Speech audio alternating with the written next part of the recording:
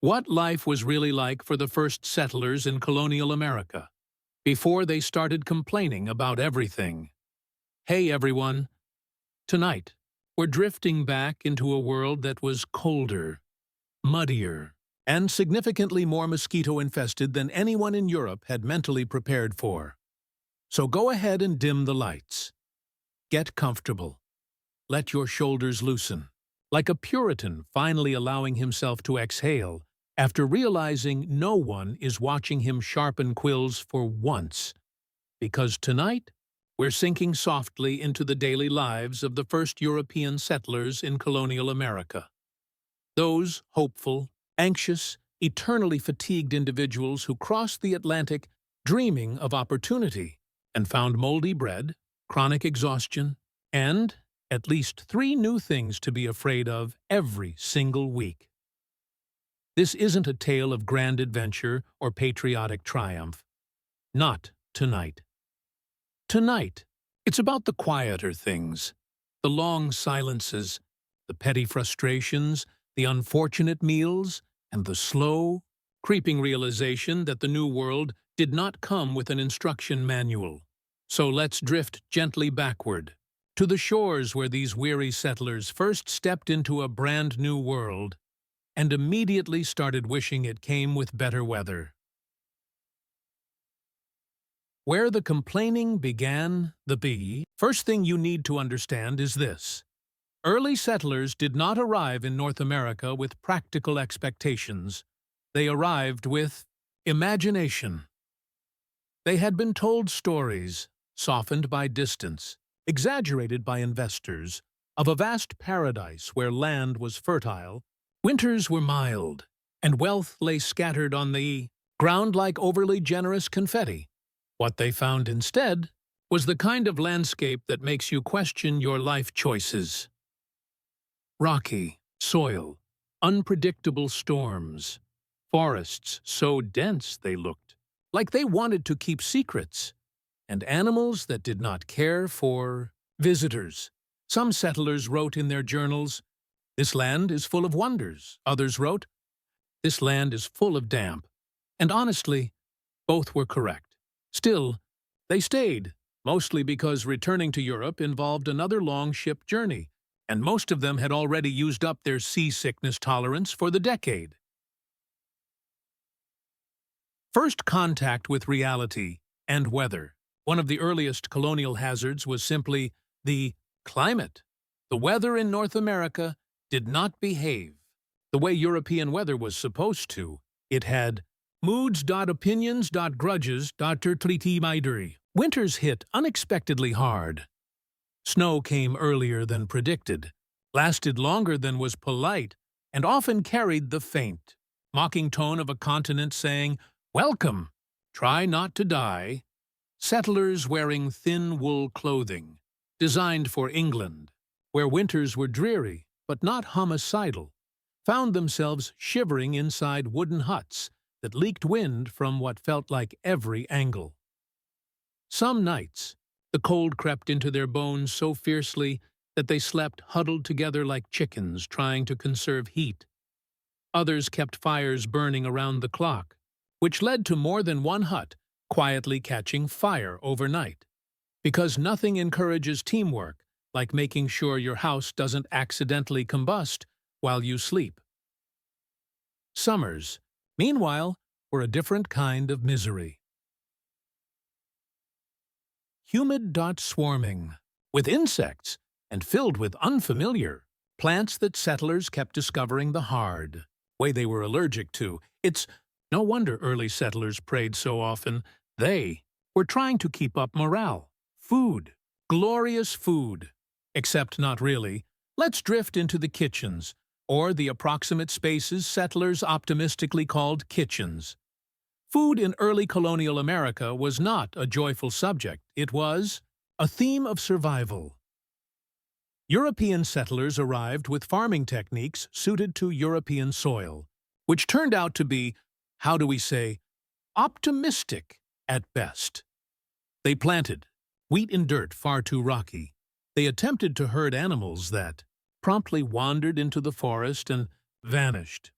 They made beer out of anything remotely fermentable, which led to some questionable experiments involving tree bark, moldy corn, and profound regret. Many settlers began their American journey by eating hardtack, the dry, tooth-challenging cracker that sailors carried because it had the unique ability to last 10 years without spoiling and roughly the same flavor profile as a wooden fence.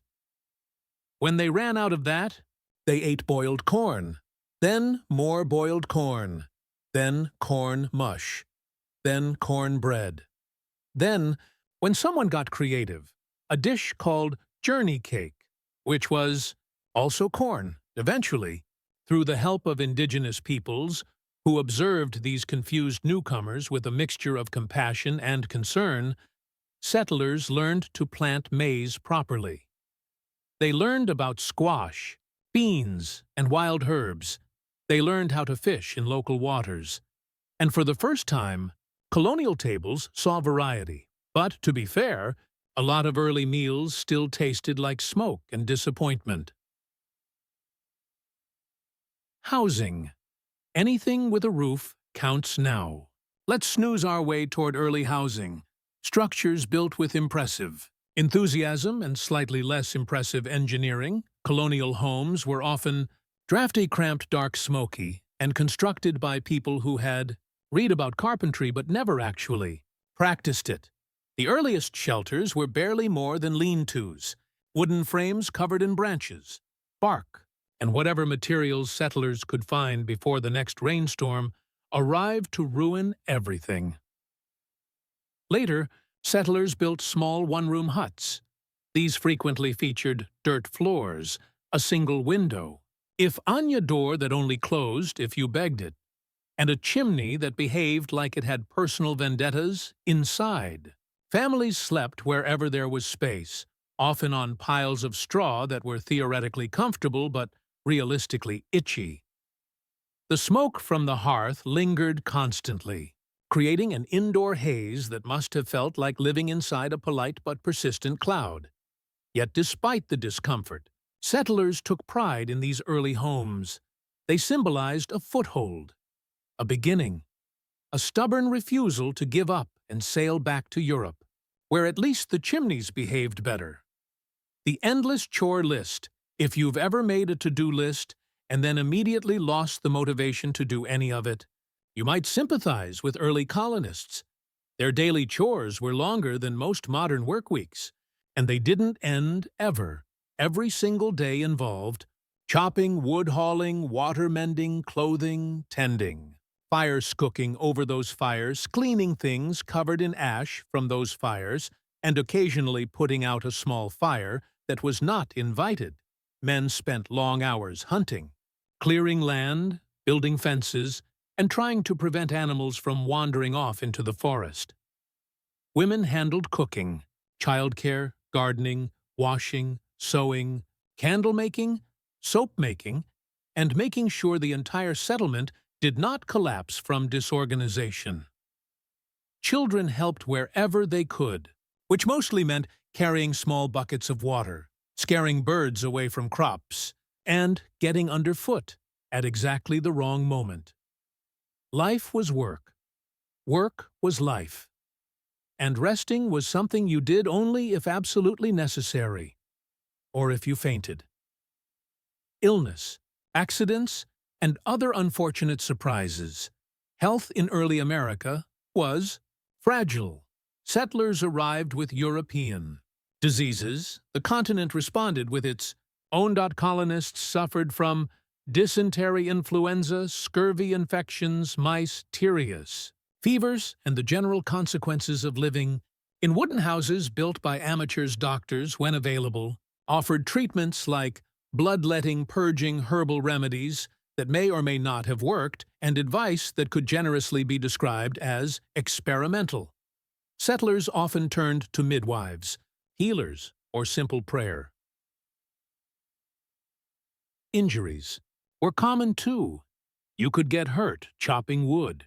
You could get hurt walking in the forest. You could get hurt staring at the forest suspiciously while tripping over a root. Life was unpredictable, and settlers learned quickly that survival depended on caution, cooperation, and a willingness to eat questionable soup. Relationships with indigenous peoples. Complex, varying, and rarely what textbooks suggest now. Despite what many dramatic school diagrams imply, relationships between settlers and indigenous peoples were not one single thing. They varied, season to season, village to village, individual to individual. Some settlers were welcomed, some were warned, some were tolerated politely until they proved. Irritating, indigenous nations knew the land. They knew its rhythms. Dangers, its gifts, and they recognized quickly that these pale newcomers had no idea what they were doing. Sometimes there was cooperation, trade, guidance, shared meals. Other times there was tension, misunderstanding, a creeping awareness that the newcomers sedent fam santidoes. Numbers were growing, but in these very first years, years before colonization hardened into conquest, many interactions were marked by curiosity. Indigenous communities shared knowledge, because helping confused strangers is a general human instinct. Settlers accepted the help, because starving was unpleasant. It was a fragile, delicate balance, one that would not last in the centuries to come. But for a brief moment, it softened the edges of survival. Religion, the settlers' favorite source of comfort. And anxiety. Let's now drift quietly into the churches, or rather, the improvised wooden huts settlers used as churches. Religion was the settlers' anchor. It was how they made sense of hardship. It was also how they made themselves even more anxious about hardship. Puritans and other early groups believed the world was filled with signs, omens, warnings, divine nudges. If the crops failed, it meant something. If a comet appeared, it meant something. If someone sneezed too loudly during prayer, that probably meant something too. Sermons were long, very long, hours long. What did people smell like in the Middle Ages? And how bad was it really? Tonight, we're drifting back to a time before perfume counters, before deodorant, and long before anyone thought bathing more than once a month was a good idea. So, the Middle Ages, a world of castles, cathedrals, and a great many unwashed people doing their best not to notice. You might imagine the smell already. Something between wet wool, wood smoke, and mild despair. But it wasn't exactly that simple, because medieval people didn't actually think they were dirty. In fact, many of them believed they smelled quite nice, in their own smoky, herbal, slightly livestock-adjacent sort of way. So tonight, let's drift through the medieval nose. What people smelled like, what they thought smelled good, and how everyone somehow survived the stench of civilization without Febreze, plumbing, or the faintest idea what a germ was. A world of smells. Let's start by imagining a medieval city. It's early morning. The church bells are ringing. Horses are clattering over cobblestones, and someone is already throwing a bucket of something suspicious out a window. It's a bouquet of aromas. Stale ale, smoke, animal dung, human waste, and bread baking somewhere nearby. If you were lucky, you'd also get a whiff of roses or lavender from a convent garden. If you were unlucky, you'd get the tanneries. Vats of rotting hides soaking in urine, which, to be fair, is exactly as bad as it sounds. But to medieval noses, this was normal. It wasn't pleasant exactly, but it was familiar. Like the background hum of modern city traffic. You stopped noticing it unless something really went wrong, like a dead pig in a gutter. People even found comfort in certain smells.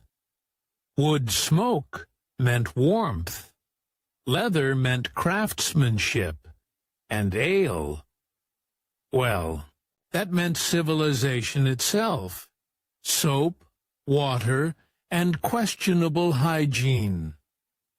Now, there's a popular myth that medieval people never bathed, that they just sort of sat in their filth until the Renaissance came along and invented soap.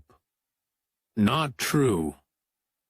They did bathe, just not in the way we imagine.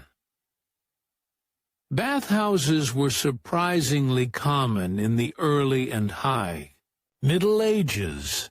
Most large towns had at least one, often more. They were places to relax, gossip, and occasionally commit light adultery. In fact, bathhouses were so popular that the church had to keep reminding people not to make them too social.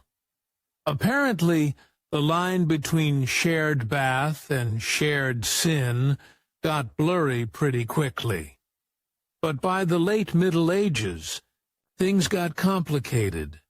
Plagues, moral panic, and the fear of opening the pores, which was thought to let disease seep in, all made people wary of full-body bathing.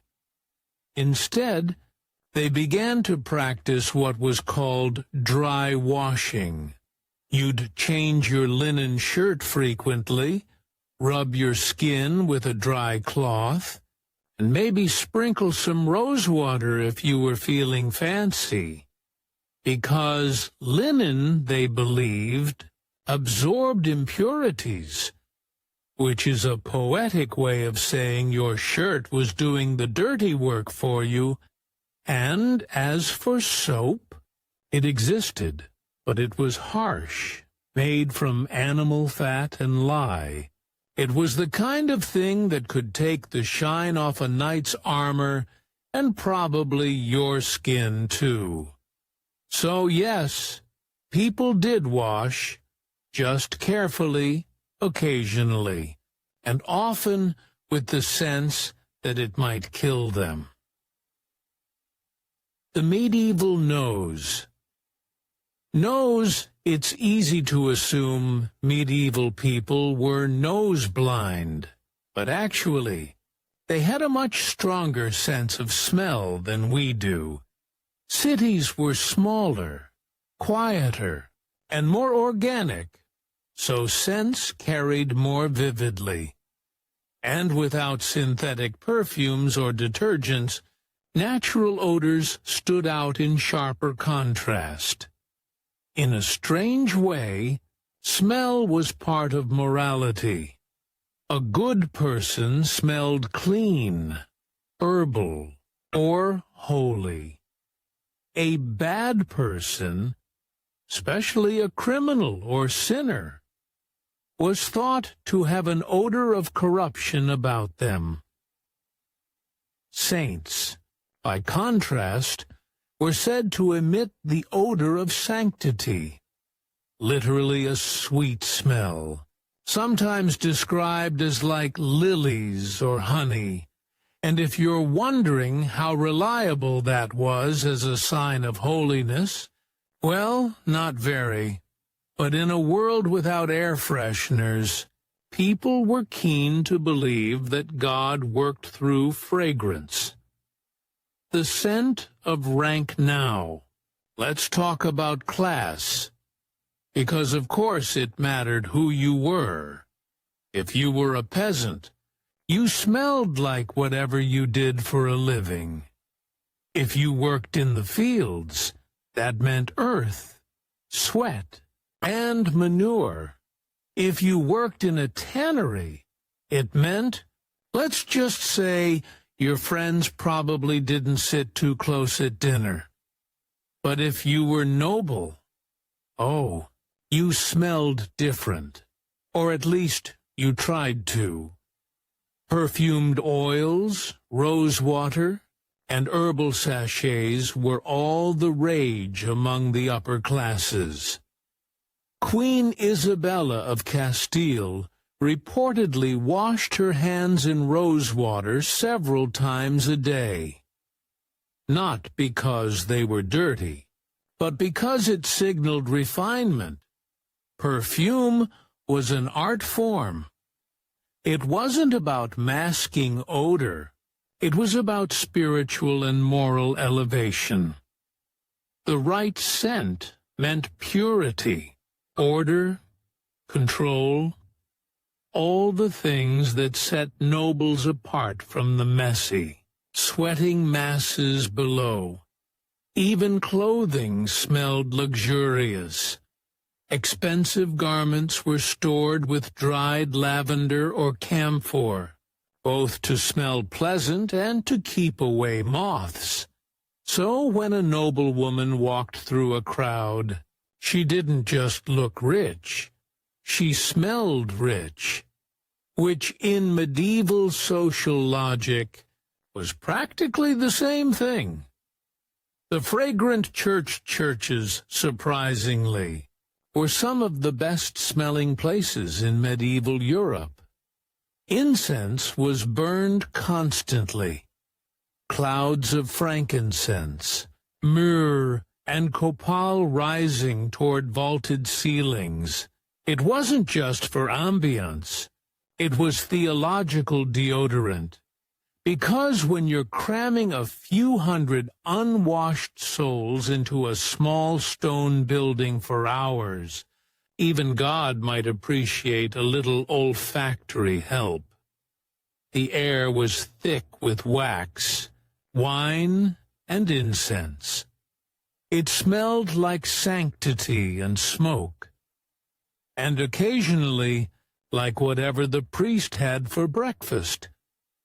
Pilgrims would sometimes collect little wax tablets or relics that carried this holy fragrance home, believing the scent itself was blessed, and in a way, it was, because medieval life was dirty, hard, and exhausting. But for an hour in church, you could close your eyes and breathe something sweet. The smell of fear and disease. Of course, not all smells were so pleasant. Disease had its own scent, or so people thought. During the Black Death, physicians believed bad smells caused illness. The air itself, miasma, was thought to be the enemy. So people filled their homes with herbs and spices, carried pomanders filled with cloves and vinegar-soaked sponges, and burned fragrant wood in the streets. Essentially, they were fighting plague with aromatherapy. Did it work? No, but it did make everything smell a little nicer on the way out. The plague doctors, beaked masks, the stuff of nightmares, were stuffed with aromatic herbs. They believed the scent would purify the air they breathed. In reality, it probably just made dying slightly more fragrant. Medieval remedies for bad smells. The medieval approach to odor control was inventive. If your house smelled, You might scatter rushes or herbs on the floor, rosemary, thyme, or mint. They'd mask the stench and, in theory, absorb dampness. If you smelled, you might rub yourself with vinegar, lemon juice, or even wine, all of which, if nothing else, would make you very popular with local cats. People also used scented gloves, sachets, and handkerchiefs. These weren't just fashion statements. They were portable air filters. One medieval writer even suggested carrying a small apple stuffed with cloves in one's pocket to sweeten the air near the face. So, in essence, the medieval version of deodorant was fruit. When clean meant something else, here's the key to understanding all this. Clean didn't mean the same thing then as it does now. To us, cleanliness is physical, the absence of dirt or odor. To them, it was moral and symbolic. A person was clean if they were pure in soul, modest in behavior, and properly dressed. You could be covered in mud, but still considered clean if your spirit was right. And conversely, someone perfumed and well-groomed could be called unclean if they were immoral. So when medieval people said they were clean, they weren't lying. They were just measuring it on a very different scale. Smells of daily life. If you could time travel to a medieval town square, your nose would experience a roller coaster.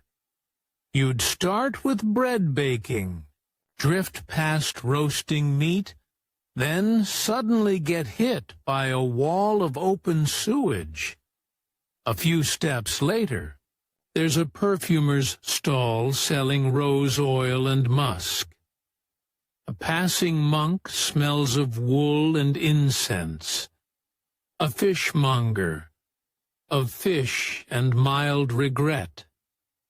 And a noblewoman, gliding by on horseback, smells like violets, cloves, and money.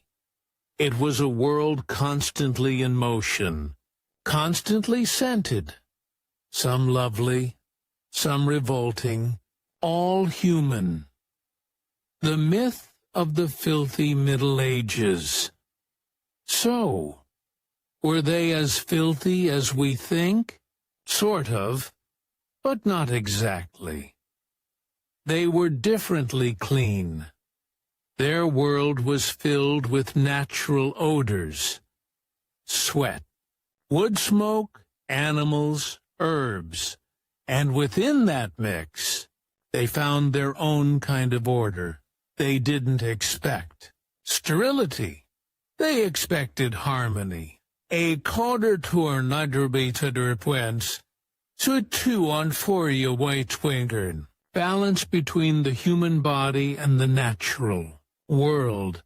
And if you happen to smell a little like sheep or vinegar in the process, well, so did everyone else. Drifting toward the Renaissance by the late Middle Ages, new ideas about cleanliness were starting to bubble up. Very slowly, like soup left on the hearth. Perfume became more sophisticated, medicine slightly less medieval, and water slowly regained its reputation as not immediately deadly. Let's drift a little further. Next time, into the specifics. What perfumes nobles used, how they tried to hide the smells of court life, and which famous kings and queens were most notorious for their personal aroma. Because, of course, some of them made it worse.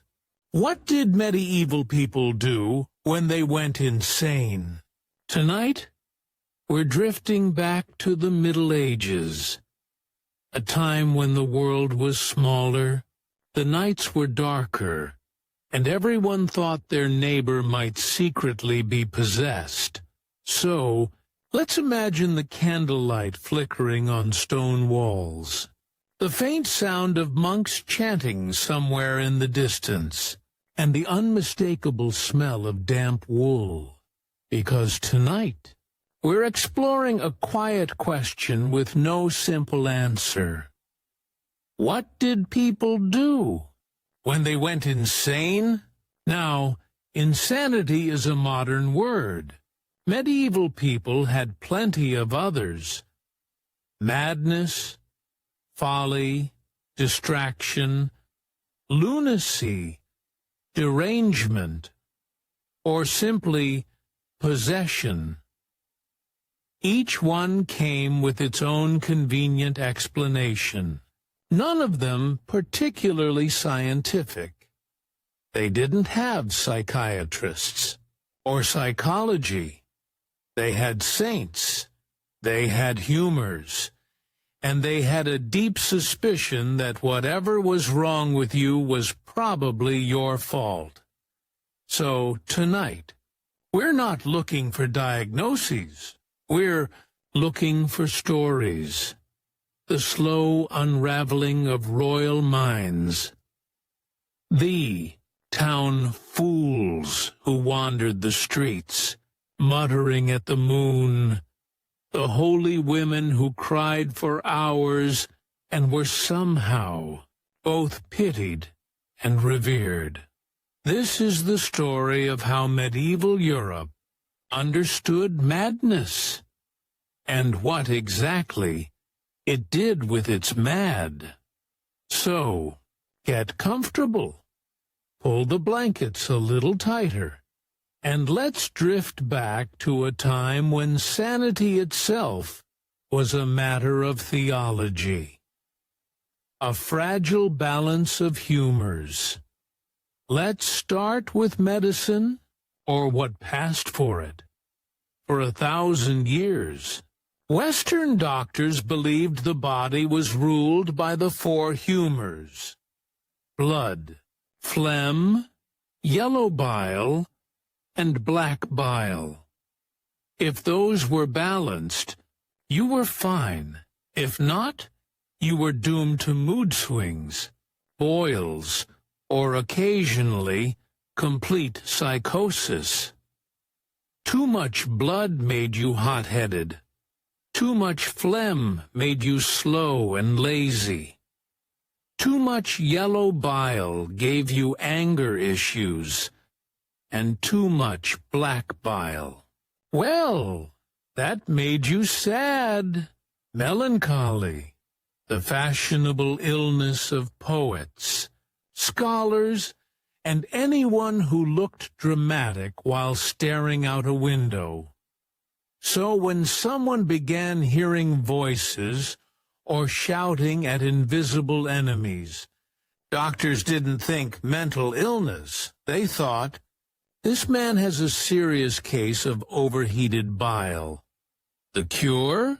A lovely combination of bloodletting, purging, fasting, and prayer. Essentially, the same toolkit used for everything from toothaches to demonic possession.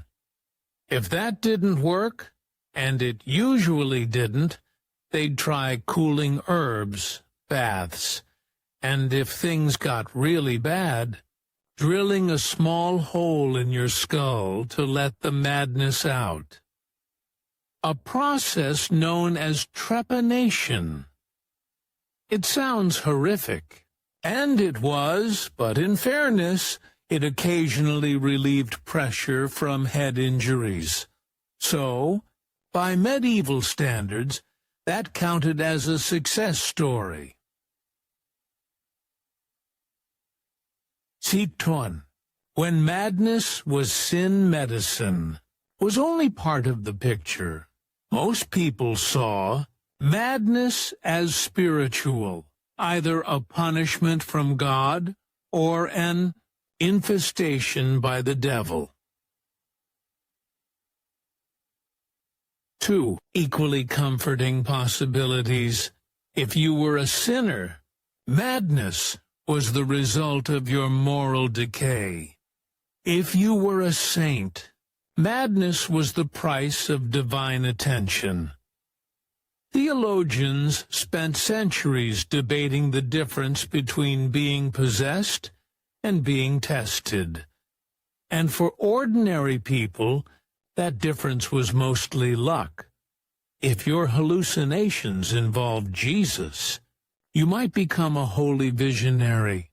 If they involved spiders crawling out of your mouth, you'd probably end up tied to a bedpost while someone read the Psalms. The church's official treatment plan was a mix of penance, prayer, fasting, and holy water. Sometimes they threw in relics for good measure. A bone of Saint whoever, pressed gently to your forehead just in case divine osmosis worked. And when all else failed, you were taken to a monastery, not for healing, necessarily, just to keep you out of the way. The quiet corners of monasteries were the medieval world's closest thing to mental health clinics. Peaceful, isolated, and filled with people who already heard voices. Many monks and nuns experienced what we'd now call depression or psychosis. It wasn't exactly rare. Monastic life was repetitive, silent, and lonely. Imagine praying 8 times a day in a stone cell, on a diet of thin soup and guilt. You'd start seeing visions, too. Those who broke down were usually cared for by their brothers or sisters. They might be excused from duties, sent to the garden to work quietly, or kept in small side rooms where they couldn't hurt themselves. In a way, it was the gentlest treatment available, rooted in patience and routine. But even monasteries had limits. If someone became violent or disruptive, they might be locked in a separate cell or sent away entirely. And outside the monastery walls, the world was far less forgiving. The mad folk of the streets in cities. Madness was public. You could find it wandering the alleys, sleeping by church doors, or muttering on bridges. These were the natural fools or innocents, the people society didn't know what to do with, but couldn't quite bring itself to destroy. Some were taken in by family. Some begged. Some were given small tasks, sweeping, carrying water, or amusing children. Every town had 1 or 2 known madmen, local figures of pity, amusement, or superstition. People might toss them coins, laugh at their rambling songs, or avoid them entirely. Depending on the mood, it wasn't compassion exactly. It was more resignation. Madness existed. It couldn't be cured, so people learned to live around it, the way they lived around bad weather. But when someone's behavior crossed a line, violence, blasphemy, or public indecency.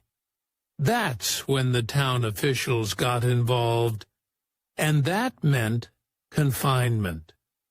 The rise of Bedlam, the first and most infamous of all medieval mental hospitals, was Bethlehem Hospital in London, better known as Bedlam. It started innocently enough, around 1247, as a small priory dedicated to the Virgin Mary. By the 14th century, it had become a place to house distracted persons, meaning anyone considered too mad for the streets. The conditions were, let's say, experimental. Patients were chained to the walls, occasionally washed and often forgotten. Visitors were allowed to come watch, because apparently that counted as entertainment. Still, Bedlam was one of the few places that treated madness as an illness rather than a sin. Even if their methods were questionable, the idea itself that the mad were sick, not evil, was quietly revolutionary, and in a strange way that marked progress, terrifying, smelly progress, but progress nonetheless. A king who thought he was glass madness didn't discriminate by class. If anything, the upper classes were particularly prone to it, possibly due to inbreeding, stress, or the general horror of medieval politics. One of the most famous cases was King Charles VI of France, also known, rather bluntly, as Charles the Mad. He became king as a teenager and started strong, intelligent, energetic, well-liked. Then, one summer in 1392, everything changed. While riding with his knights, Charles suddenly turned on them, attacking his own men with a sword. When he was restrained, he didn't seem to know who they were, or who he was. After that, his mind began to unravel. He forgot his name. He refused to bathe or change clothes. He believed he was made of glass, and would sit for hours, terrified of breaking. He ordered iron rods to be sewn into his clothes for protection. No one was allowed to touch him. His court had to bow without getting too close. And because he was king, everyone pretended this was manageable. When power goes insane, royal madness was a diplomatic nightmare. You couldn't exactly arrest a king for delusions, and abdication was politically awkward. So, in most cases, everyone simply carried on as if things were fine. In France, Charles's wife, Queen Isabeau, quietly ran the government while pretending her husband was resting. In England, a century later, Henry VI slipped into a catatonic state and stayed that way for over a year, sitting silently on his throne, occasionally blinking while courtiers whispered over his head. His advisers called it a brief illness. Meanwhile, the kingdom fell into civil war. Royal madness wasn't just a family crisis, it was a national one. Yet, the treatment was always the same: isolation, prayer, and a few confused doctors with leeches. because what else could they do? The convenient insanity of queens, of course. Madness wasn't always genuine. Sometimes it was politically useful. Take Joanna of Castile, cruelly remembered as Juana la Loca. Joanna the Mad. She was the daughter of Ferdinand and Isabella, married to the infamously handsome Philip the Handsome, who, predictably, turned out to be awful. When Philip died suddenly, Joanna was devastated. She refused to let his body be buried and traveled around Spain with the coffin, insisting he wasn't truly gone. Was she insane? Possibly. Grief can do strange things, but it's worth noting that her father quickly declared her unfit to rule, locked her in a convent, and took her crown. Convenient, isn't it? For centuries, women who grieved too loudly or disobeyed too openly were labeled mad, and once that label stuck, it was permanent. After all, it's hard to argue your sanity when you're locked in a cell. Madness and the mystical not. All insanity was feared, though sometimes it was admired, at least in the right context. If you were poor and uneducated, voices meant demons. If you were noble or devout, voices could mean God. The line between madness and holiness was perilously thin. Marjorie Kempe, an English mystic from the 15th century, heard Christ speak to her daily. She cried uncontrollably during church, shouted about sin in public, and once tried to start her own religious movement. Locals called her mad. The church called her inspired. How did executioners live? And who would marry one? Tonight, we're drifting back to a quieter, darker corner of history, one that most people preferred not to talk about. It's the corner of the marketplace where the crowds gathered, the drums rolled, and someone very unfortunate lost their head. And standing nearby, calm, practical, and entirely uninvited to dinner afterward, was the executioner. We tend to think of executioners as monstrous figures, faceless men with black hoods, swinging axes with relish. But the truth is, most of them were ordinary men trapped in extraordinary circumstances, and unlike their victims, their punishment didn't end at noon.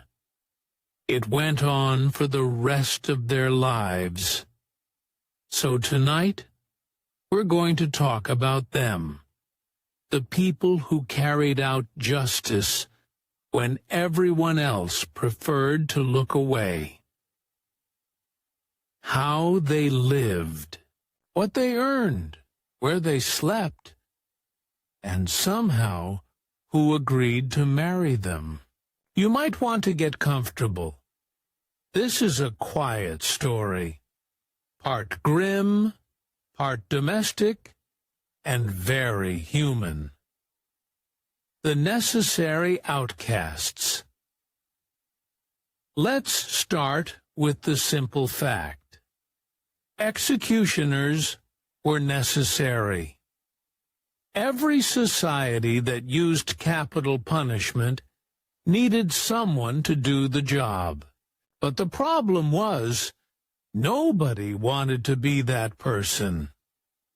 In medieval and early modern Europe, Executioners were treated as untouchables. They weren't criminals, but they might as well have been. Their work was considered morally polluting, a kind of second-hand sin. The church taught that killing was a mortal offense, but the state still needed heads to roll. So they made a convenient moral loophole. Killing was fine as long as it was legally sanctioned. Even so, the man who did it was viewed as permanently tainted. People avoided them in the street. They couldn't take communion. Their children weren't allowed to marry into decent families, and yet society couldn't function without them. So, executioners lived in this odd gray zone, hated but needed, despised but well paid, invisible, except on the days when everyone wanted a good view. Becoming an executioner. Very few people chose the profession. It was something you were pushed into, usually because someone else in your family already had the job. The position often passed from father to son, not because it was a proud family trade, but because nobody else wanted it. And in some cases, condemned criminals were offered a choice: die now or become the town's new executioner. You can imagine how that first day at work must have felt. In France, Germany, and parts of Italy, towns kept official records of their bourreau, the executioner, just as they would a mayor or a clerk. But while the clerk got invited to banquets, the executioner's seat was kept empty. If he tried to sit in church, people moved away. If he entered a tavern, the conversation stopped. Even the bartender might serve his drink with a pair of tongs to avoid physical contact. He could never be buried in consecrated ground, and his family, his wife, his children, inherited the same invisible stain. Living on the edge executioners lived literally and socially on the margins. Most were given houses at the edge of town, near the gallows, or outside the city walls. Their homes often had extra land, partly as compensation, and partly so their neighbors didn't have to live too close. Some had gardens, chicken coops, even orchards. They weren't poor, exactly. The pay was steady, and some towns even offered rent-free housing. But the price was solitude. In many cities, the executioner's house was known by name: the Hangman's Corner, the Red House, or in German, Scharfrichterhaus. Children would dare each other to run past it at night. Inside, life was ordinary. The executioner kept tools, account books, and, surprisingly often, medical supplies. Because here's one of history's oddest twists. Executioners were also the neighborhood doctors. The healer and the killeret sounds contradictory, but it made perfect sense at the time. Executioners understood anatomy. They had sharp tools and strong stomachs, and because they worked with the human body, if only in pieces, people believed they possessed strange healing powers. In Germany, executioners were known to set broken bones, drain infections, and prepare herbal ointments. One executioner in Nuremberg became so famous for his medical skill that nobles secretly visited him for treatment. Another, in France, treated people suffering from epilepsy by, and this is very medieval, making them drink powdered human skull. Apparently, it didn't work, but it does show how blurry the line between superstition and medicine could be. So, in this strange social paradox, the man forbidden to enter polite society might be the only one who could cure your child's fever. People would come to his door at night, pretending not to know him in the morning. It was all part of the quiet hypocrisy that medieval life was built on. The family business, which brings us to the question, who would marry an executioner? The short answer is usually another outcast. Executioners often married within their own social circle, daughters of other executioners, tanners, or gravediggers, sometimes widows of condemned men. Basically, anyone already a few notches below respectable. There were exceptions. A few executioners were wealthy enough to attract wives from modest families, though those women often lived to regret it. The social stigma was contagious. Once you married an executioner, you became one in the eyes of the town. You couldn't join the guilds, go to certain markets, or even buy bread from some bakers. Their children inherited the mark too, a sort of hereditary exile. And yet, within their own households, these families were often tightly knit. They built their own little worlds, self-contained, practical, and oddly stable. Because when the rest of society won't have you, you hold tightly to the few people who will. The work itself, now, let's drift back to the job itself. Not the bloody details, but the strange professionalism of it.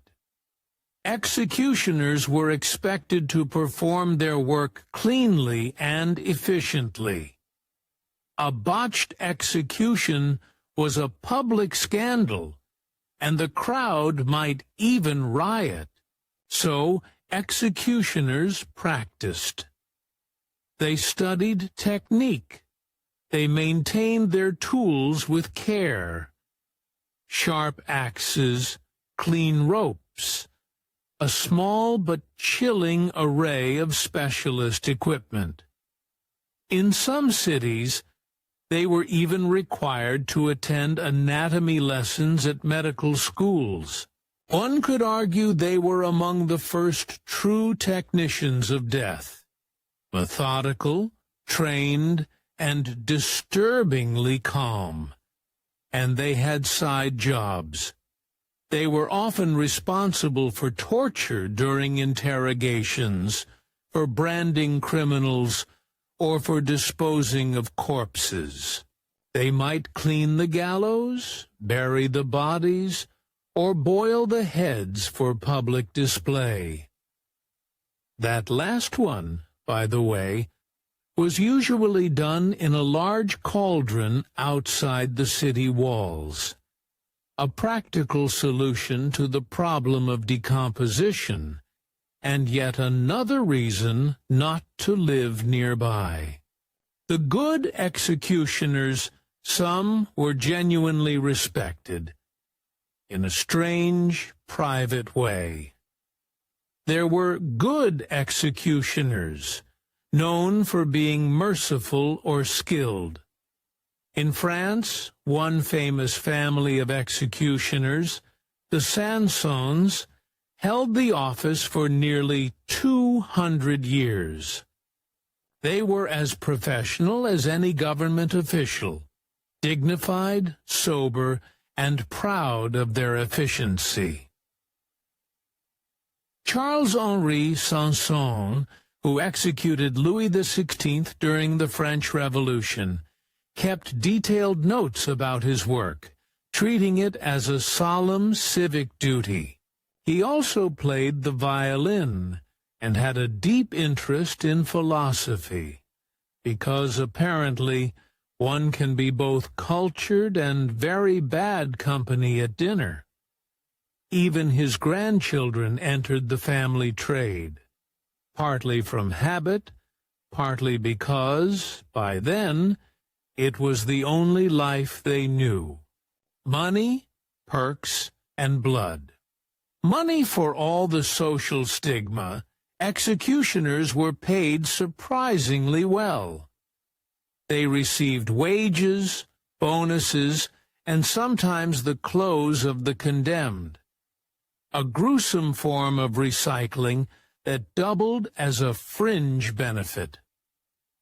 In Trottintou, some towns, they were allowed to take a portion of the rope or the wood from the gallows to sell later.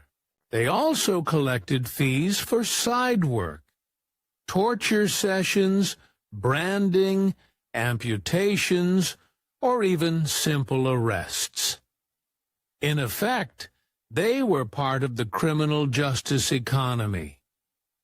The irony, of course, was that this economy depended on there being crime. So a quiet week was bad for business. No one said it out loud, but a few extra thieves and heretics probably kept food on the table. Everyday life and quiet moments, and yet, between executions, life was mundane. The executioner's wife kept house. The children played outside, probably avoiding games that involved ropes. He tended his garden, sharpened his tools, wrote in his ledger. Some became surprisingly domestic figures. In small towns, people would secretly go to them for advice, even to settle disputes. After all, if you wanted justice, you might as well talk to the man who handled it most directly. There's something haunting about that. The man who stood for death, quietly repairing chairs or feeding chickens on his day off. What they believed? Religion was complicated for them.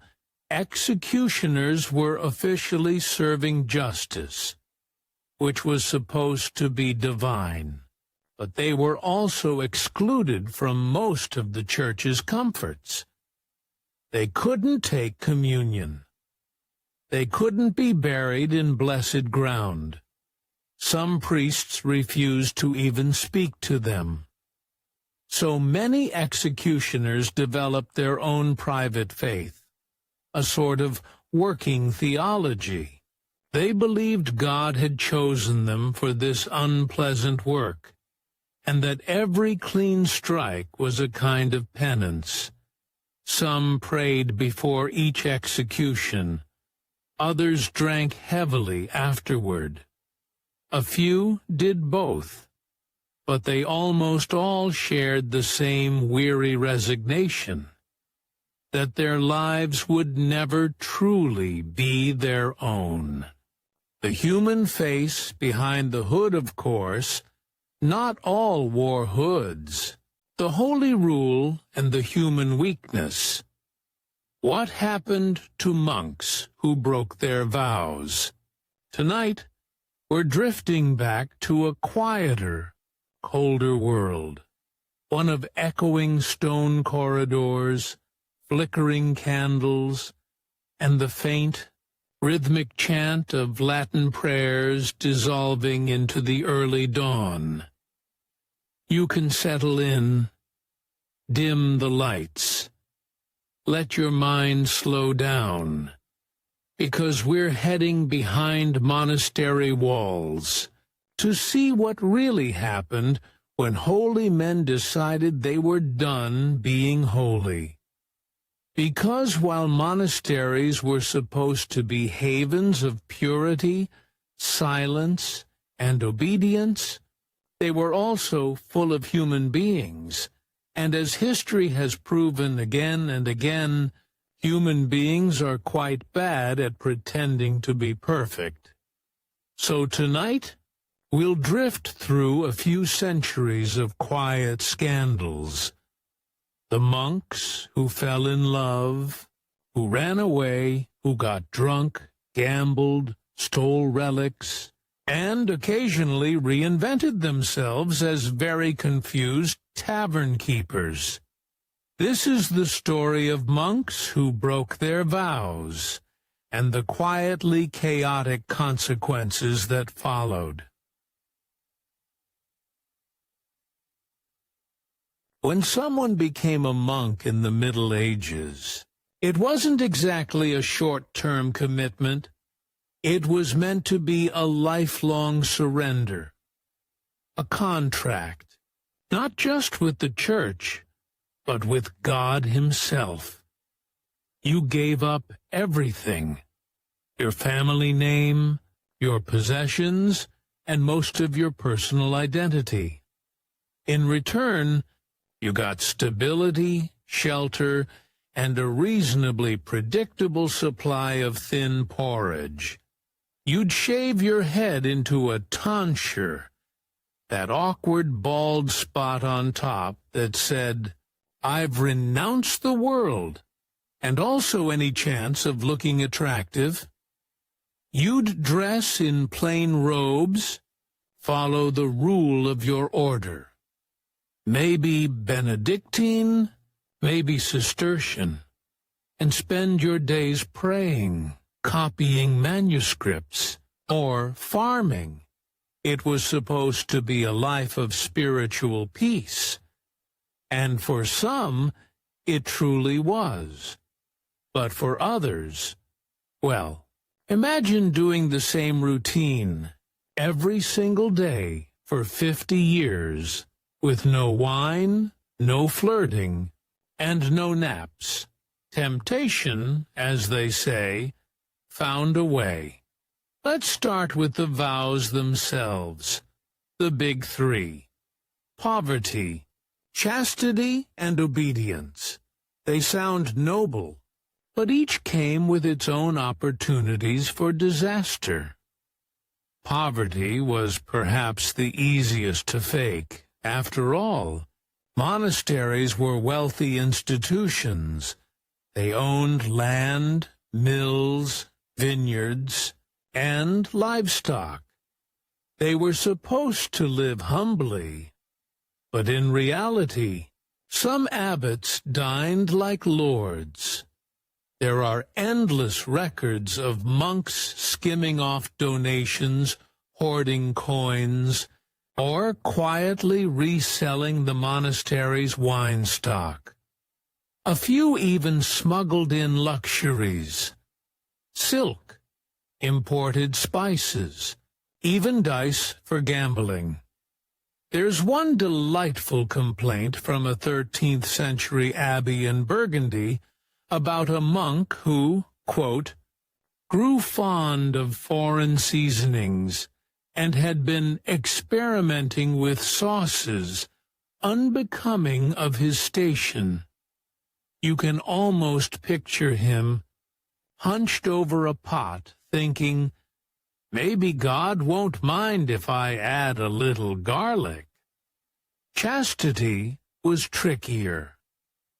In theory, monks were supposed to live as celibates, pure in thought and body. In practice, not so much. Some kept mistresses in nearby villages. Others wrote tortured confessions to their abbots about their carnal struggles. One Cistercian monk in England, in the late 1200s, admitted to a deep affection for the wife of a miller. He'd been sneaking out of the monastery under the pretense of ministering to the laity, which, in his defense, he technically was. When caught, he claimed that he'd only kissed her in a brotherly fashion, an argument that, unfortunately, did not hold up at his ecclesiastical trial. He was sentenced to public penance, standing barefoot in the cloister during meals, holding a candle taller than himself. It's hard to say whether the experience cured his passion, but it certainly made dinner awkward for everyone else. And then, of course, there was obedience, the vow that bound every monk to the will of his abbot, and, through him, to the church. Some monks were obedient enough to make saints look lazy. Others decided they knew better. There's a wonderful 14th century example from the Abbey of St. Albans, where a young monk named Brother Robert developed an enthusiasm for alchemy. He believed he could turn base metals into gold. Naturally, the abbot forbade it, alchemy being a suspicious and slightly heretical pastime. Robert responded by secretly setting up a furnace in the monastery cellar. When discovered, he claimed that his goal wasn't wealth, but spiritual transformation.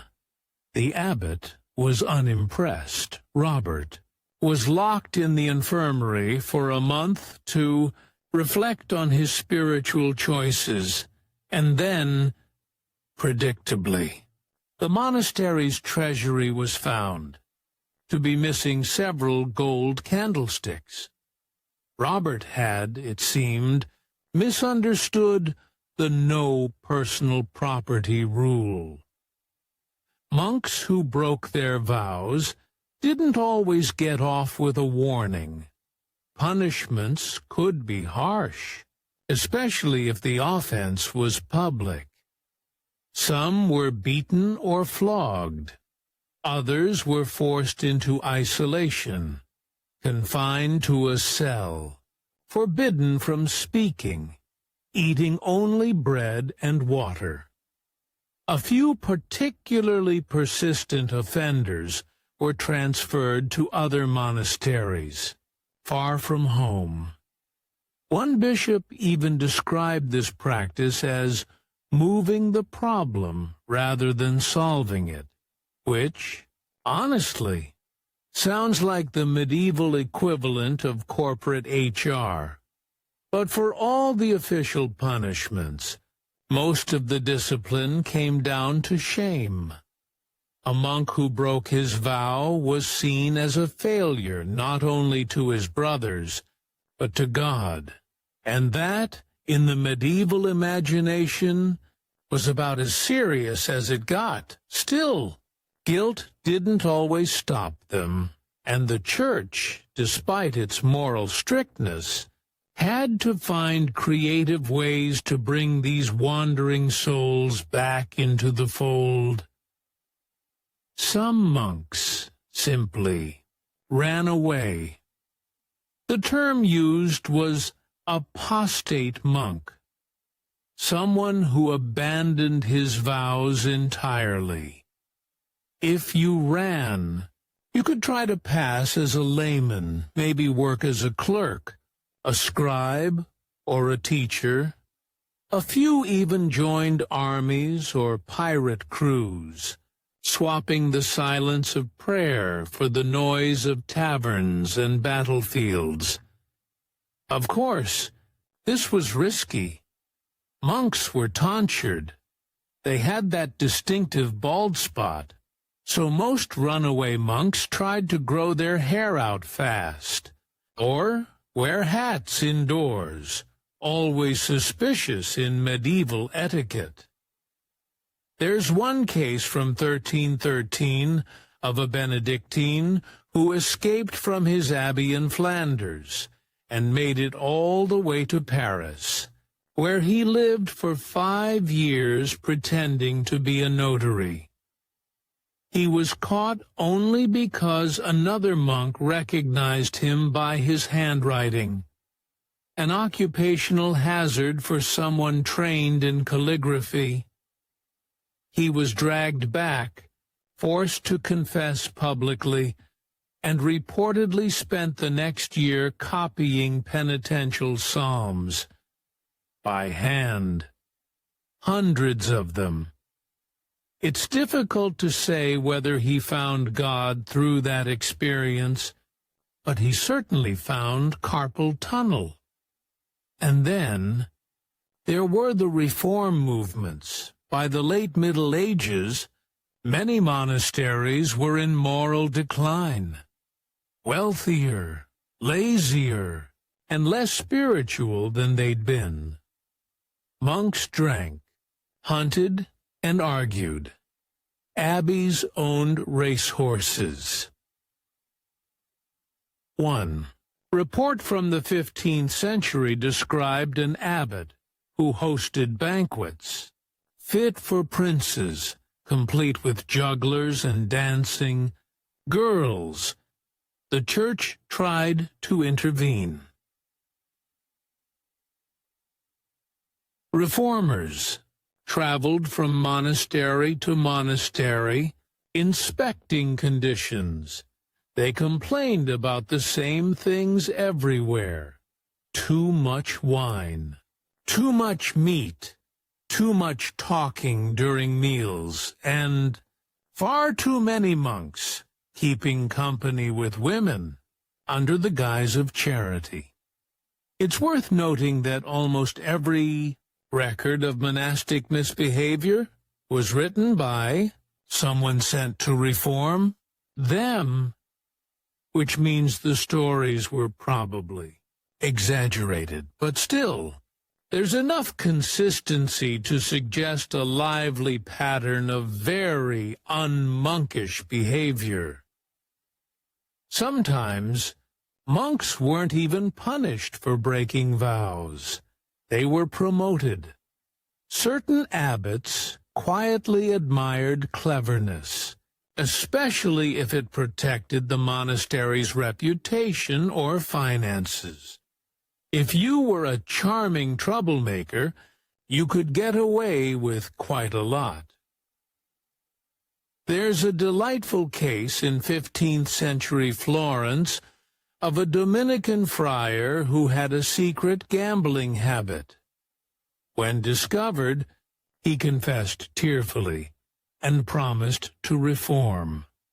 The abbot, impressed by his eloquence, made him the monastery's official preacher. He then used his sermons to rail against gambling. He was, by all accounts, extremely convincing. By now, you can probably see the pattern. The monks who broke their vows weren't villains. They were ordinary men in extraordinary circumstances, trying to balance human instinct with divine expectations.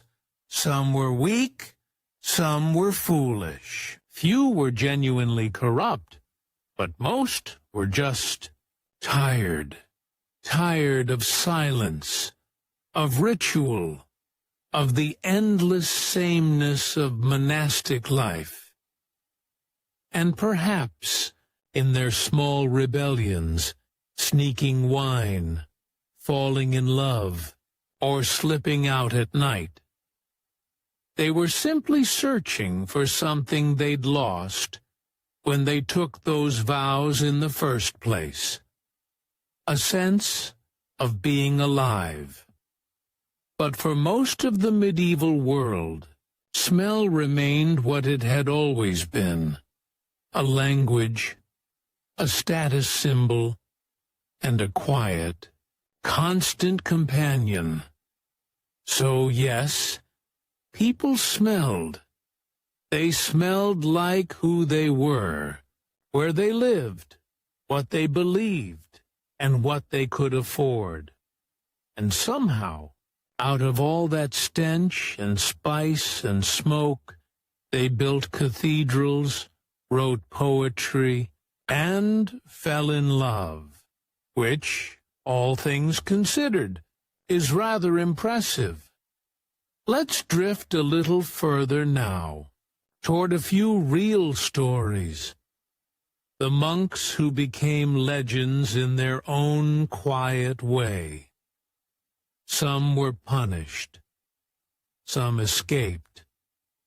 The crowd often cheered or jeered, depending on how well the job was done, and when it was over, the executioner cleaned his blade, nodded to the officials, and walked home through a city that pretended not to see him.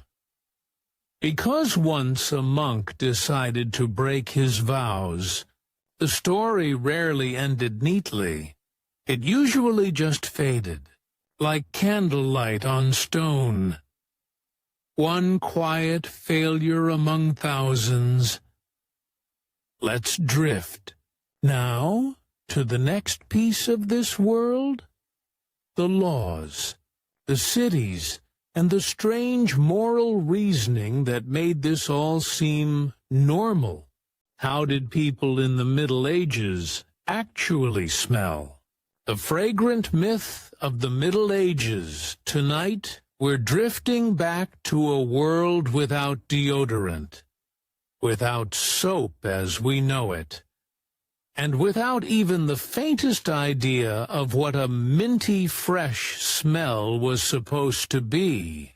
So, if you're settled in, lights low, maybe with a blanket that hopefully smells better than the 14th century did, let's begin. Because when we imagine the Middle Ages, we tend to picture a kind of grimy fog. Peasants covered in mud, castles full of unwashed nobles, and entire cities that must have reeked of something halfway between manure and despair. And while, yes, there's some truth to that, the real story is more complicated and a little funnier, because medieval people weren't ignorant of hygiene, they just understood it in an entirely different way. That makes perfect sense when you realize how they thought. The human body, and even air, worked. So tonight, we'll be exploring how people in the Middle Ages actually smelled. Not the fantasy version, the real one, layered in herbs, sweat, beeswax, and the faint aroma of regret. Let's start with the air itself. Before we get to the humans, it's worth understanding what they thought about air. Because for most of the Middle Ages, air wasn't just empty space. It was a living, moral thing. People believed in what was called the miasma theory. The idea that bad smells caused disease. Rotten air, or miasma, was seen as physically dangerous. If something stank, it wasn't just unpleasant, it was actively trying to kill you. This, by the way, is why medieval doctors recommended carrying sweet-smelling herbs or pomanders, little metal balls filled with spices to sniff when walking through a crowd. A crowded market was a health hazard. A bathhouse, doubly so. This also explains why certain good smells were considered morally uplifting. Rosewater didn't just make you smell nice. It purified the air around you. The key connection between scent and virtue was strong. A holy person, it was said, might even have a pleasant corpse smell when they died, known as the odor of sanctity. So yes, they noticed when someone smelled bad. They just drew very different conclusions about why. Water, friend or foe? Now, let's get to the big myth that people in the Middle Ages never bathed. That's not quite true. It's just that their relationship with water was complicated. For much of the early and high Middle Ages, public bathhouses were incredibly common. In cities like Paris, London, and Cologne, bathhouses operated almost like cafes or pubs do now. You went there to chat, eat, and soak in warm water. Some were respectable. Others, less so. You could order wine, food, and, if you wished, the company of someone who had no interest in hygiene as a moral concept. But in general, bathing was normal. People went weekly, or even daily, if they could afford it. Then, things got messy, literally and metaphorically. The late Middle Ages saw repeated outbreaks of plague and disease, and doctors began to suspect that bathing might be the problem. Because if miasma theory told them that bad air caused illness, then opening your pores in warm water meant letting that bad air seep inside you. Essentially, people started to think water made you vulnerable. So, by the 15th century, the trend shifted from bathing to dry cleaning, rubbing the body with linen cloths, perfumes, or powders. Think of it as medieval dry shampoo, just for everything. Everyday hygiene. The Peasant Edition.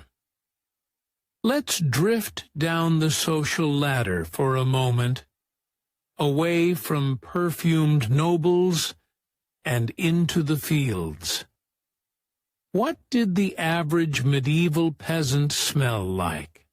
Well, first, there's the obvious answer: animals. Most rural people lived in one-room homes, sometimes sharing space with livestock. The smell of manure, hay, smoke, and sweat was constant. But that doesn't mean they were oblivious. Peasants washed hands and faces daily, often with cold water from a basin. They cleaned their feet at night. They combed their hair, and they changed linen when possible. Their clothes, though, told a different story. Wool doesn't exactly freshen up easily. It was heavy, thick, and absorbed everything, from smoke to sweat to spilled ale. So, yes, your average farmhand probably smelled like the inside of a barn. But then again, so did everyone else. And that's important to remember. When everyone smells like sweat and wood smoke, no one notices. Smell is relative, after all. Nobles, perfume, and the illusion of clean. Meanwhile, up in the castle, things were both better and worse. Nobles had access to warm water, scented oils, and clean linen. They also had more layers of clothing and heavier fabrics, which meant that their personal smell could get ambitious. Cleanliness for nobles was about visible purity, not necessarily invisible freshness. You might wear a spotless silk tunic, but your undergarments could have been worn for weeks. Linen shirts acted as the main barrier between skin and outer clothing, absorbing sweat and oil. So, changing linen, rather than bathing, was seen as the true mark of hygiene. They also leaned heavily on perfume. Rose, violet, ambergris, musk, and civet were popular, though, unfortunately, musk and civet came from animal glands. So while it sounded luxurious, it also meant that the average royal smelled like a confusing blend of flowers and mildly angry ferret. But in fairness, so did everyone fashionable. The smells of the medieval city.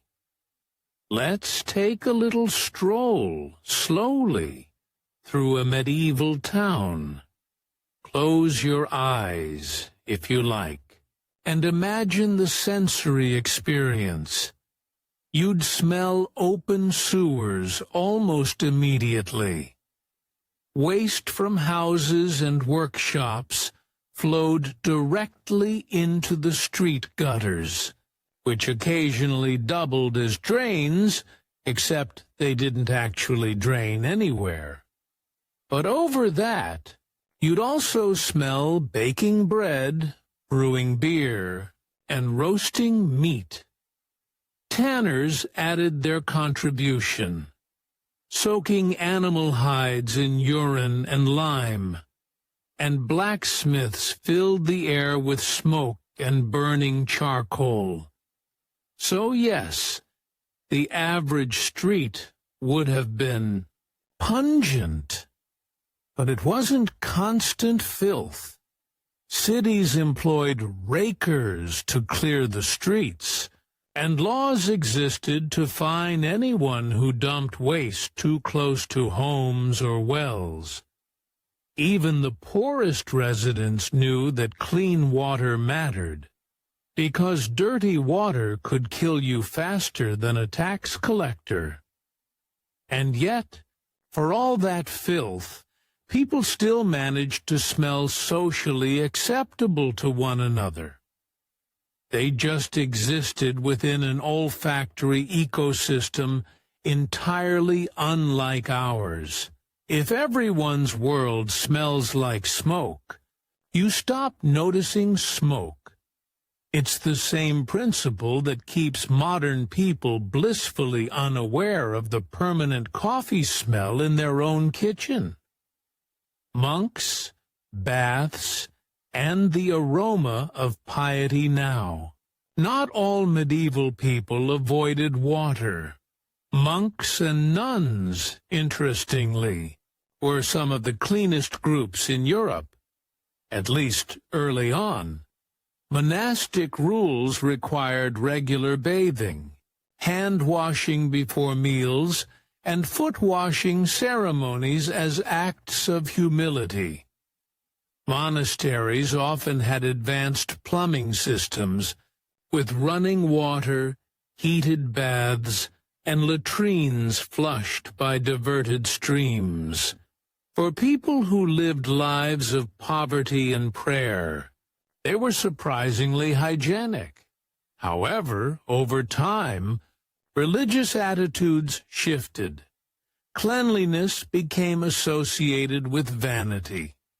If you cared too much about how you smelled, you were probably not thinking about your soul. And so, By the late medieval period, monks began to avoid frequent bathing, not out of laziness, but piety.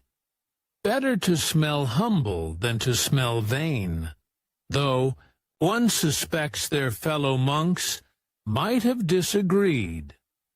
Let's talk about teeth. We can't discuss medieval hygiene without addressing another myth, that everyone had terrible teeth. Actually, many didn't. The medieval diet, lacking refined sugar, was surprisingly tooth-friendly. Archaeological remains show that most people had strong, relatively healthy teeth, though they often wore down early from coarse bread and grit in flour. As for cleanliness, they brushed with linen cloths, rubbed with salt or ash, and rinsed with herbal concoctions. Mint, sage, and vinegar were common ingredients. So, while they didn't exactly have extra whitening toothpaste, they weren't entirely ignorant. Their breath, however, might still have been a bit meditative. The scent of the churches themselves were olfactory experiences. They smelled of beeswax, incense, damp stone, and human bodies packed too close together during Mass. The scent of holiness was literally manufactured through incense, especially frankincense and myrrh. Priests were expected to smell of sanctity, or at least of something that covered the scent of fasting and wool robes. There's a wonderful irony here. Medieval people believed bad smells were sinful, and sin itself could make you stink. Moral decay and physical odor were linked, so being fragrant was more than a luxury. It was proof of virtue. Naturally, this made the rich smell holier by default, which worked out nicely for them. The royal knows some monarchs were particularly invested in smell. Louis XIX of France, later Saint Louis, was obsessed with cleanliness. He changed his clothes frequently, insisted on washing before meals, and reportedly smelled faintly of roses. Others, not so much. Louis XIV, several centuries later, is said to have avoided bathing entirely and simply drenched himself in perfume instead. By all accounts, he smelled like a bouquet that had been left in the sun for several days. But medieval rulers were more practical. Their castles included washrooms, perfumed linens, and, on special occasions, scented gloves or handkerchiefs. A well-scented monarch was a healthy monarch, or at least one who could afford to smell like cinnamon instead of smoke. Scent as social currency. It's worth pausing to remember that smell was also a kind of social marker. The poor smelled like work. Sweat, soil, livestock. What did medieval executioners do when there were no executions? A man with a job no one wanted tonight. We're drifting back to a time when jobs came with titles like swineherd, gong farmer, and royal poison taster. But few were as strange or as lonely as the one we'll be talking about tonight, the medieval executioner. Go ahead and settle in. Maybe dim the lights. Let the world get a little quieter. Because tonight's story isn't about the drama of gallows or guillotines. It's about what happened after. When the crowd went home, the axe was wiped clean, and the man who'd done the deed went back to his rather awkwardly empty house. The and most unwanted man in town, it's easy to imagine that. Being an executioner came with a certain degree of fame or infamy. After all, people knew who you were. They had to. You were the one who turned up whenever the authorities decided to make an example of someone. But being known isn't the same thing as being welcome. For much of medieval Europe, executioners were social outcasts by definition, not because of what they believed, not because they'd committed any crime, but because their work made everyone deeply uncomfortable. You might think that people would respect the person keeping order, carrying out justice. They did not. They avoided him in the marketplace, refused to shake his hand, and sometimes crossed themselves when he walked by, just in case. In most towns, the executioner lived at the edge of the city, usually near the gallows or the river, close enough to be called on quickly, but far enough away that no one had to see him unless absolutely necessary. He often wore plain clothes in public, but everyone still knew who he was. A man who could swing a sword without flinching was not someone you accidentally invited to dinner. So, what did this man do when there wasn't anyone scheduled to lose a head that week? Well, quite a lot, actually, because being an executioner wasn't a single-purpose job, it was a package deal. The town's unofficial problem solver in most towns, the executioner doubled or tripled as several other things.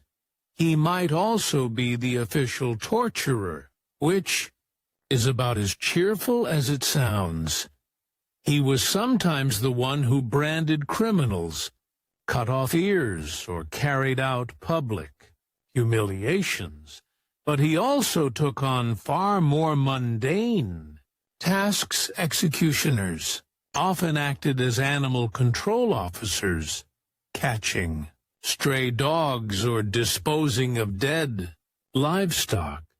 They cleaned up battlefields after local skirmishes, and they were responsible for removing the bodies of executed criminals from public display once they'd served their macabre purpose. Essentially, they handled all the jobs no one else wanted to do. If it was dirty, smelly, or morally ambiguous, it went to them. Many executioners also became skilled healers because, of course, they did. They were familiar with anatomy, they owned sharp instruments, and they knew how to stop a person from bleeding. There are countless records of executioners running small side businesses as surgeons, dentists, or bone setters. Imagine the awkwardness of showing up at his door with a dislocated shoulder, trying not to think too hard about what else that table had been used for. But the townspeople did come. They pretended not to recognize him in public, but when they broke a leg or needed a tooth pulled, they knew exactly where to go.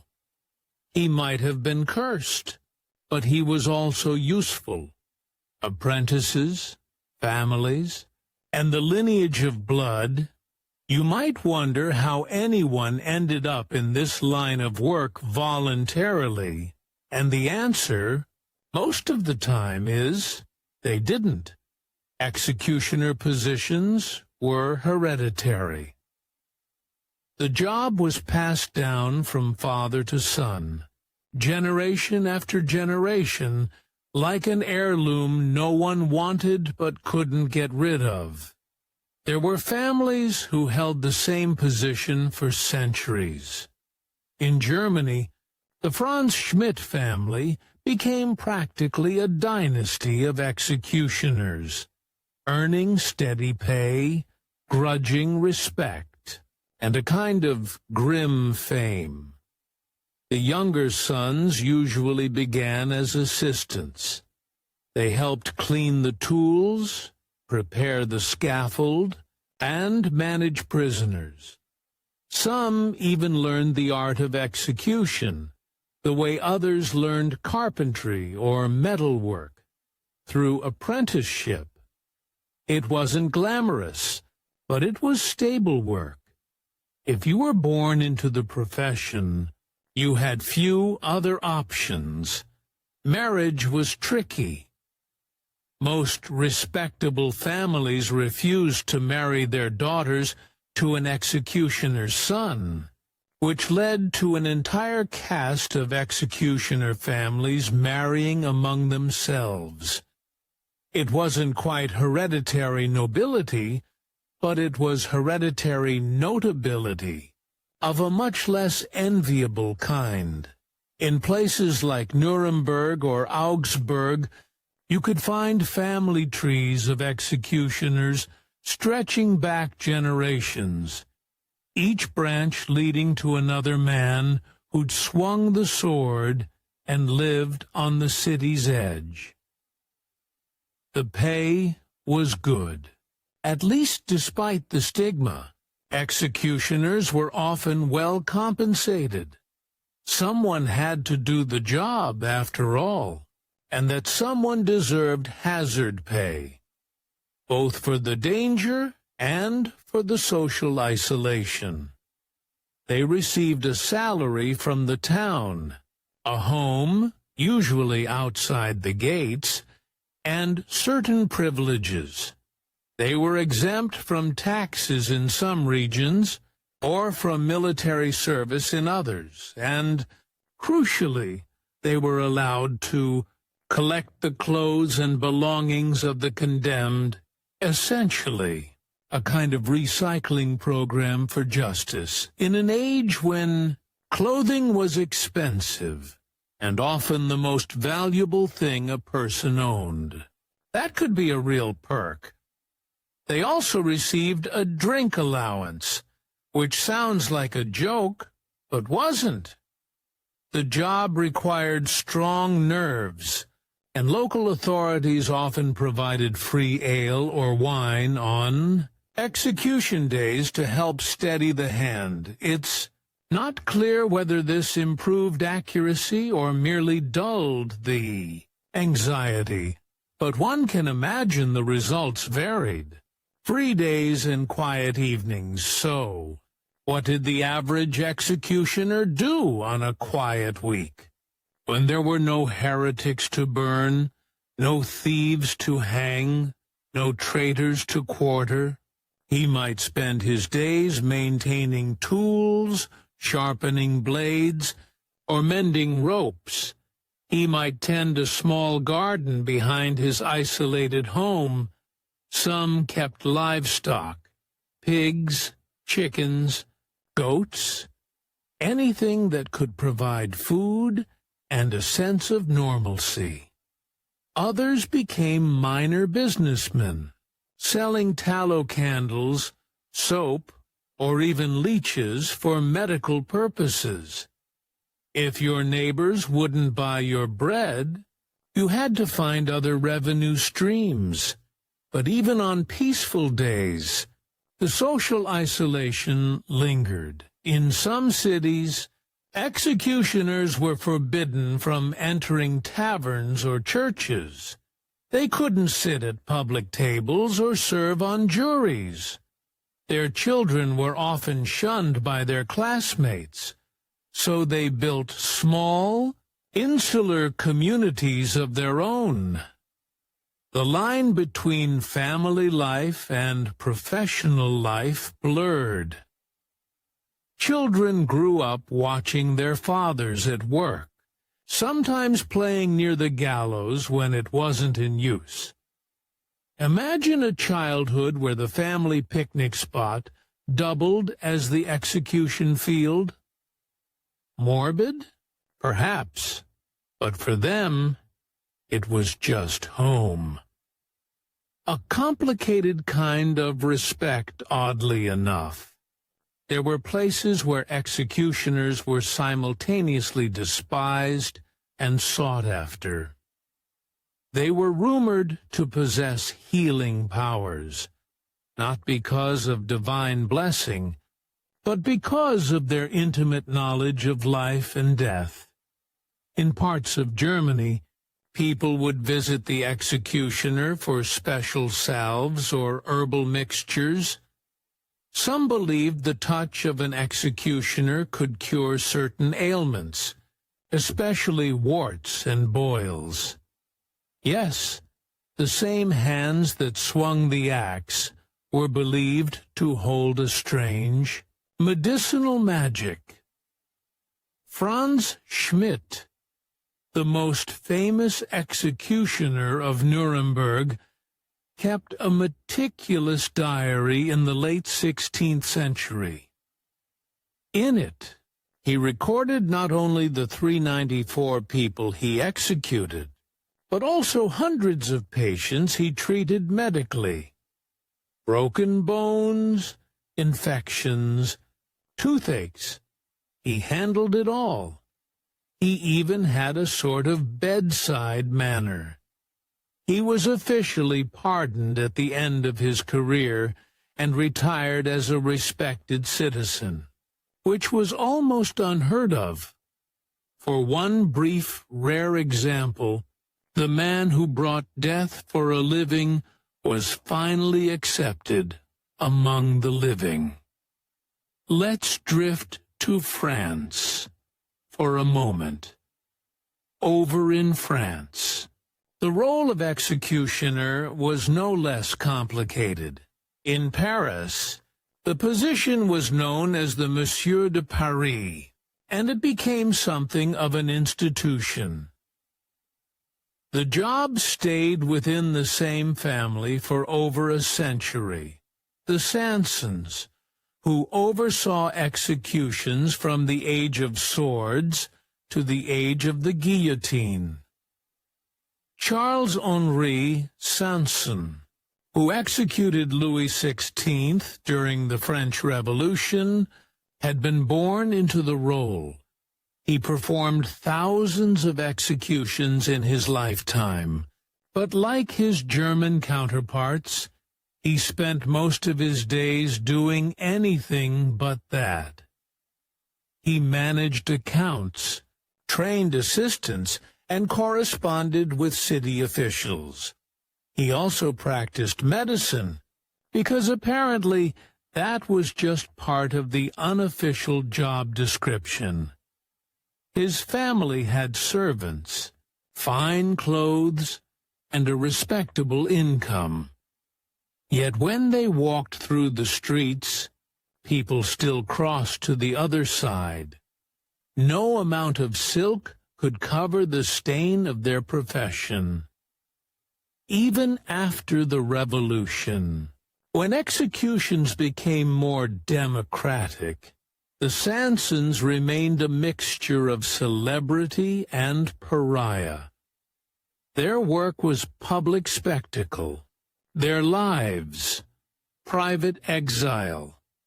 It might surprise you to learn that many executioners worried about long stretches without executions, not out of bloodlust, but practicality. They were often paid per job. No condemned prisoners meant no income. During peaceful periods, some towns quietly suspended the executioner's position altogether. Others reassigned them to more mundane municipal duties: guard work, cleaning, maintenance. There's a record from the city of Basel where the executioner was temporarily employed to clear snow from bridges during a particularly mild season of justice. Imagine being a man trained in the art of decapitation, handed a shovel, and told to make yourself useful.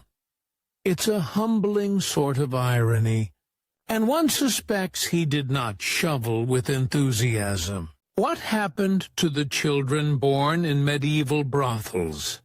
Tonight we're drifting back to the dimly lit streets of the medieval city, a place that smelled faintly of wine, candle smoke, and a great deal of regret. It's late. The torches along the alleys have mostly gone out. The taverns are quiet now, except for one, the one with laughter that sounds a little too forced, and music that's slightly out of tune. Inside, the women are still working. Their hair is pinned up in the heat. They're painted in cheap rouge that would probably poison you if you licked it.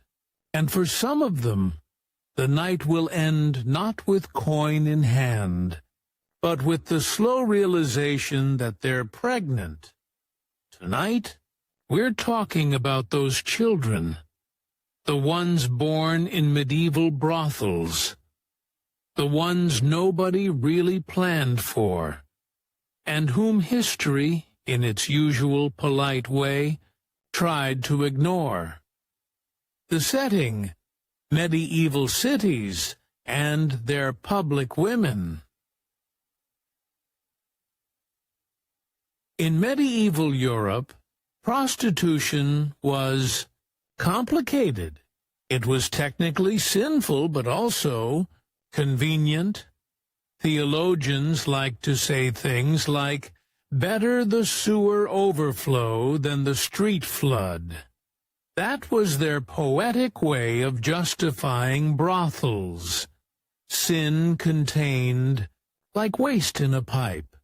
Charming. Cities like London, Paris, and Florence all had legal brothels. They were run by the town, taxed by the town, and often located just far enough away that respectable people didn't have to see them, but close enough that they could sneak in after vespers. The women were called meretrices, public women, or girls of the stew, stews being the term for bathhouses, which had a habit of turning into brothels because apparently people have never been able to separate the concepts of hot water and bad decisions. And naturally, where there were working women, there were pregnancies. The inevitable question: what happened next? So what did happen when one of these women became pregnant? There were options, few of them good. Some cities tried to forbid prostitutes from having children altogether. The logic was, of course, that a fallen woman couldn't possibly be a mother, which, considering the alternatives, was a bit cruel. In some places, she was expected to leave the trade until the child was weaned, a rule that, in practice, just meant she'd starve quietly for a year. Others were forced to give up their babies. Abandonment was tragically common, especially in large cities like Paris. where infants could be left anonymously on the steps of monasteries or in the newly built foundling hospitals. And here's where the story takes its quietly heartbreaking turn, because those hospitals, though well-intentioned, were essentially slow-motion graveyards. Foundling hospitals, where hope went to die. Slowly, let's drift over to Florence for a moment. There, in the 1440s, the city's famous Ospedale degli Innocenti, the Hospital of the Innocents, became one of the earliest foundling homes in Europe. It had a lovely loggia, designed by Brunelleschi himself. The architecture was beautiful. The statistics, less so. Roughly 2/3 of the infants who arrived there died before the age of 2. Most were delivered anonymously, through a small stone turntable built into the wall, a device called the ruota. A woman could leave her baby on it at night, ring a bell, and disappear into the shadows. The child would be rotated inside to the nuns on duty, who would give it a name, something suitably pious, like Maria Innocenza or Giovanni della Carità, and then record it in a ledger. The system was anonymous by design, which is another way of saying you never saw your child again. The quiet lives of the innocents. If, and it's a very big if, a foundling survived infancy, they'd grow up in institutional care. The boys might be sent out as apprentices. The girls might become domestic servants. Some would, in a grim twist of irony, end up working in the same profession as their mothers. The church tried to help.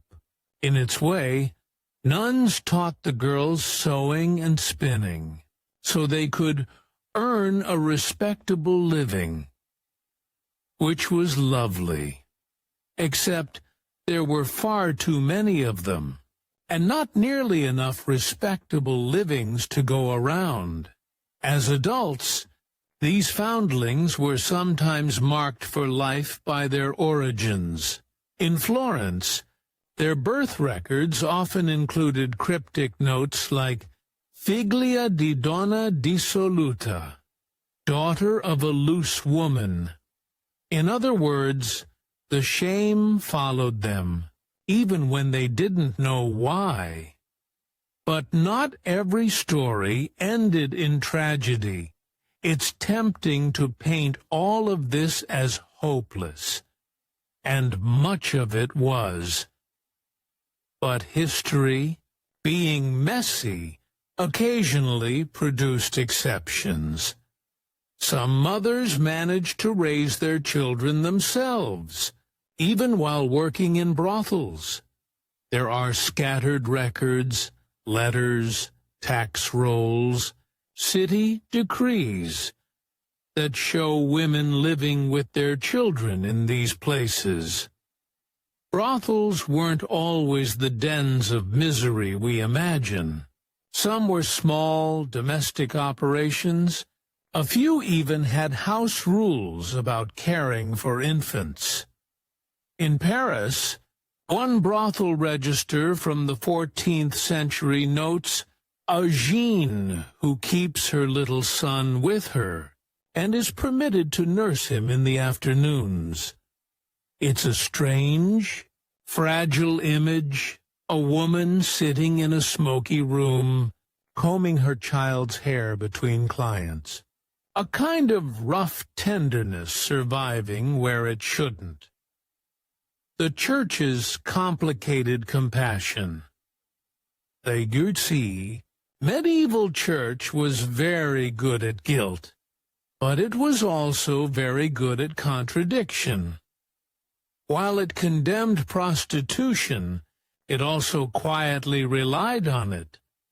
And while priests preached that prostitutes' children were born in sin, some monasteries and convents took them in.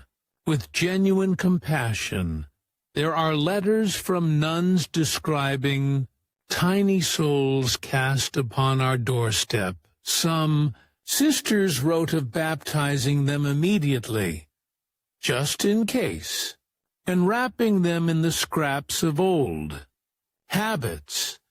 Baptism was crucial, because in medieval theology, dying unbaptized meant eternal limbo, a concept apparently invented just to keep mothers up at night.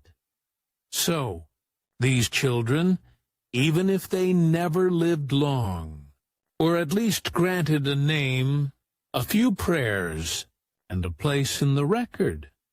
It's not much, but it's more than nothing. The legal side.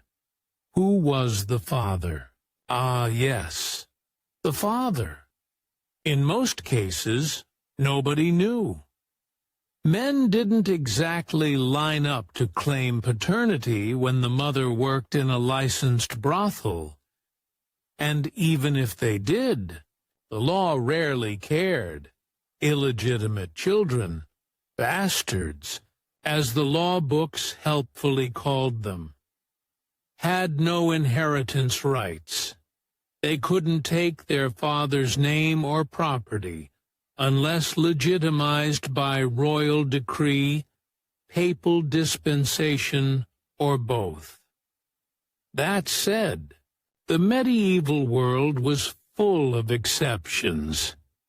Kings and nobles were especially fond of their illegitimate offspring, as long as they were male, attractive, and politically useful. The sons of prostitutes, however, rarely enjoyed such upward mobility. But there are some fascinating outliers. In late medieval England, records mention a man named Roger Le Blund, who rose from obscurity to become a city official. Later chroniclers whispered he was born of a woman of the stews. He probably didn't advertise that, but it shows that, once in a while, the system cracked just enough for someone to slip through. Everyday realities. Growing up without a family. For most of these children, life was simply precarious. They had no guaranteed upbringing, no patronage, no safety net. They might become street performers, beggars, or servants. Some joined the church, not from piety, but because monasteries at least offered food. In big cities, you could find small gangs of these children running errands, sweeping taverns, or working in tanneries and dye shops. They were sometimes called children of sin, which is probably not the nickname any child dreams of, but they were part of the fabric of medieval urban life. Invisible, yet everywhere. Why historians struggle to find them? If you're wondering why you've never heard much about these children, it's because they almost never appear in records. Medieval bureaucracy, for all its obsession with taxation and lineage, didn't care about the illegitimate poor. You only appear in history when someone writes your name. And few people bothered writing down the names of women in brothels, let alone their babies. Sometimes A rare account book survives, listing expenses for milk for foundlings, or burial for the babe left at St. Mary's Gate. Tiny fragments of real lives. And sometimes we find their names carved into church walls, little graffiti marks, initials, a cross scratched. By a nervous hand, that's all that remains. The uncomfortable paradox, what's strange, and a little haunting, is that the system saw these children as both necessary and shameful. Brothels were tolerated because men were expected to sin, but the offspring of that sin were treated as contaminations. Proof of what everyone wanted to deny. So the same cities that taxed prostitution built hospitals to dispose of its consequences. The same priests who absolved clients condemned the women. It's one of those dark little ironies that medieval Europe excelled at, institutionalizing both vice and virtue, and making a profit off each. Let's drift to a quieter thought somewhere.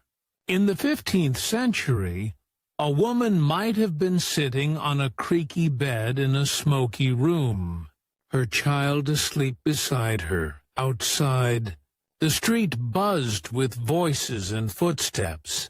Inside, it was warm, faintly perfumed, and oddly peaceful.